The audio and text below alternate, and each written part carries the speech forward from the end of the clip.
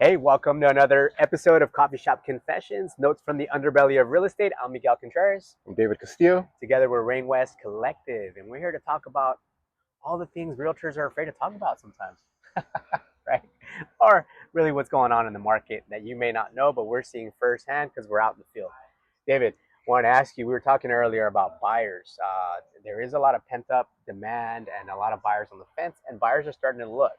Right, But you mentioned something that you're noticing that's going on in the market with buyers. Can you tell us right. a little bit about that? Yeah, so I've had a couple open houses over the last couple of weeks, and we've had a good amount of traffic. However, I was sharing with you that in conversation with people coming through the door, um, mainly unrepresented, and the question I pose is, so how long have you been looking for?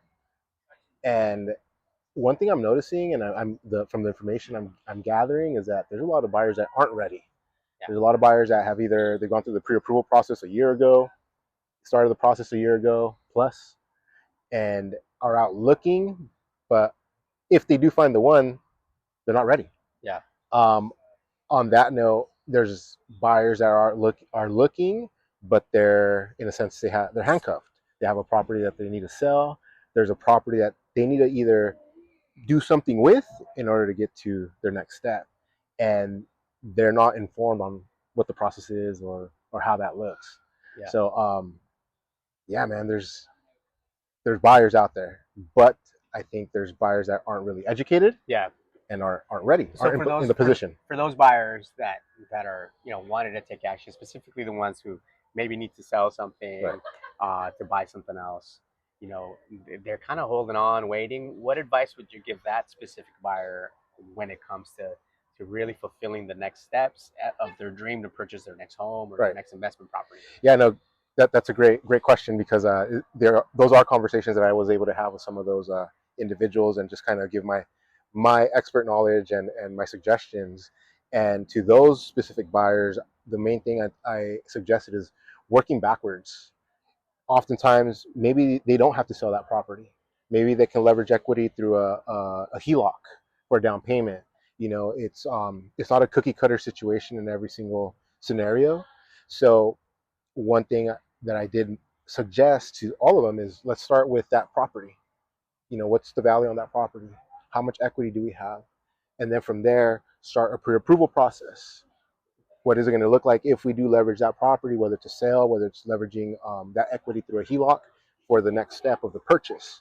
What are we qualified for, right? So in a sense, you're reverse engineering with that property A to get to property B, but every scenario is different. What they think is the outcome that needs to happen may not be the outcome that ends up happening. What's the biggest objection or reluctance you're getting from buyers when getting pre-approved? Why are they delaying the process and getting pre-approved? Oof. I mean, there's many different reasons, right? But I think in this specific market, the market we just came out of, COVID, any market that we're in, I think the biggest reluctance is the fact that you're talking money. Yeah. Right? That's the biggest fear that I think most buyers have. Most humans, right? When it comes to money, addressing the topic of money, credit, right? Are we there? The finding out the truth of what it looks like. Scary. Yeah, but it's when I work with my buyers personally and they go through that pre-approval process, I congratulate them, because honestly, that's the scariest part, and it's the biggest part of the process of home purchasing. I agree. Now, our last video, we got a few messages, a few notes people wanted to ask. You had someone reach out to you about something, a topic that a lot of people, agents, don't talk about. Yeah. So somebody asked me recently, do open houses really sell a home? All right. Here's the truth. Here's the real truth, the honest to God truth. Yes and no. Now, on a national level, David, the statistics show that 1% of buyers or potential buyers who go to an open house will buy that open house. Right. Okay, it's a very, very low number of actual purchases that occur in an open house. What are open houses really good for? From a PR perspective and creating buzz in the neighborhood over a new listing, they're fantastic.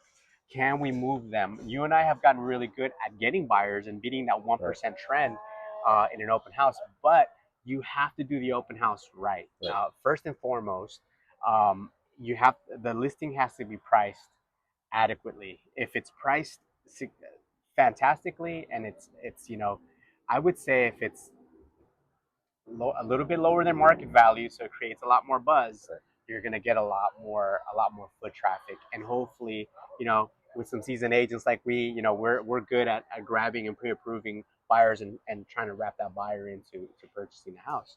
Uh, a lot of agents like open houses because they're actually really good for buyer prospecting. And as the numbers show, that buyer may not necessarily buy the property that they're looking at, but they're going to be looking at something else. Right. So, from a PR perspective, again, they're really, really great. They're fantastic at promoting a listing, creating buzz. But are they effective in this day and age? They're probably not as effective as they used to be. Right. And the reason being is that most buyers, 90 almost 99% of buyers begin their search online. Now here's the key. So online images are crucial. They need to look beautiful, they need to be rich and professionally taken, and you need to incorporate 3D Matterports sometimes if the property so Right. deems it, right? Because our job is to make the property look beautiful, make it look fantastic online, because that is your open house online. So what we do is we capture fantastic images, we promote the heck out of them online to then draw attention. Right. So really that's going to move the needle when it comes to interest in listing. Is it priced right? Are the images and or videos, 3D tours, are they sexy? Are they fantastic? Are they appealing? Do they catch the attention of the audience and have the buyer want to go look at the property? That's the most effective. Right. So you and I have a strategy when it comes to open houses, and where we've gotten really good at not only creating buzz, but capturing buyers for the actual property that we're listing. Right. And you had, we had talked about this strategy, and elaborate a little bit on how it is that we do it. And if you want to learn more about it, message us. We'll give you all the details. We're going to give you some details right now.